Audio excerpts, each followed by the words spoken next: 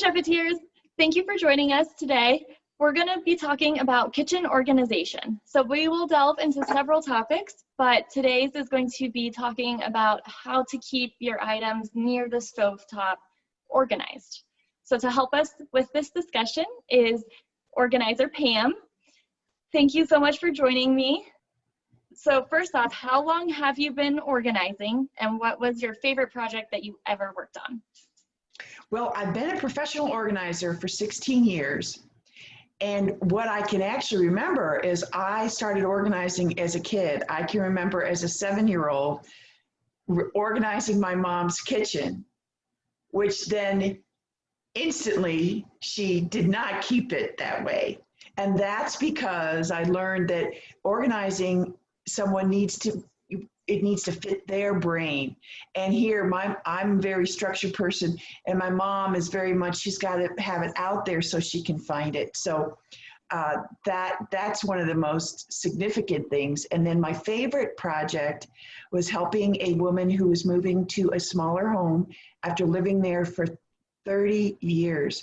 So we went room by room, looking at everything and deciding what she wanted to take, what she wanted to throw away, what she wanted to donate. And it was quite a satisfying project to then see her very happy in her new home and I also helped her find new places for all those things. So it was very, very gratifying. That sounds awesome. So do you have any broad rules or guidelines when it comes to kitchen organization? Yes, an organizing thing that a lot of people will be familiar with is putting like with like, which means that you put similar things together. So just like you would put mugs and glasses maybe in the same cabinet, instead of putting them separately around the stove, you want to have those items, especially those items that are able to withstand the heat, because you don't want to accidentally reach and then use something and you pull it out and it's all melted. And you're like, uh-oh, I forgot that I can't handle the heat. And then another, so like with like, and the second thing is that you store items close to where you use them. So you're going to have things around the stove. So around the stove are going to be near there are going to be the spices, going to be the utensils. You're going to have usually the cabinets are big enough that you've got the skillets and pots and pans near there. So like with like, and storing items close to where you use them. So when we think about our main area of action around the stove, we want several different utensils close by, as you had mentioned. So how do we quickly access those without having that cluttered countertop space? Yes. So the biggest thing would be to look what is the closest drawer to the stove. And is that something that you can say, okay, in here are going to be the things I'm going to use on the stove.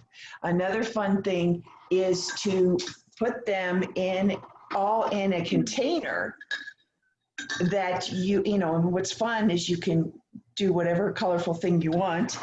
Another thing is, so you don't have to spend money, is just look around and see if you have a vase, because the vase can also work to store things. And so that's one of the easiest things, to have it accessible on the counter, but then you get to have the colorful container that you like, and the size for the amount of items that you have there. Wonderful. So if you have different types of the same kitchen utensil, for example, like 3 different sizes of tongs, or 5 different wooden spoons of varying lengths and shapes, how do you store all of those together, the like with the like, or what's the best way to store that? Well, you can do the like with like, and the other option is that you take the one that you use the most and have that out on the counter. So for me, it's this size one, not the really long one, but this is the one I use the most. So then you put that out on the counter in the container and then have the other ones in a drawer. And the concept is the 80-20 rule, which means that 80% of the time you're going to be using 20% of your utensils. So the key is to say, okay, like when you empty the dishwasher, you put those things on the top of the counter because you're using those. And this also with clothes, we have clothes, but usually there are 20% of your favorite clothes that you wear 80% of the time. So in the kitchen, you're looking for what are your favorites, and to collect those, keep those together. If that applies to kitchen utensils and clothes, I'd imagine that also somewhat applies to ingredients too, where 80% of the time people are going to cook with 20% of those ingredients that are their favorites or the most easily accessible. Exactly, yes. So there is an opportunity there then that instead of having all your spices lined up, you may pick out the 5 or 7 that are your most favorite and have those either in a drawer or in a collection right on the countertop. Pam, thank you so much for all of your great tips today. I cannot wait until we explore our next organization topic.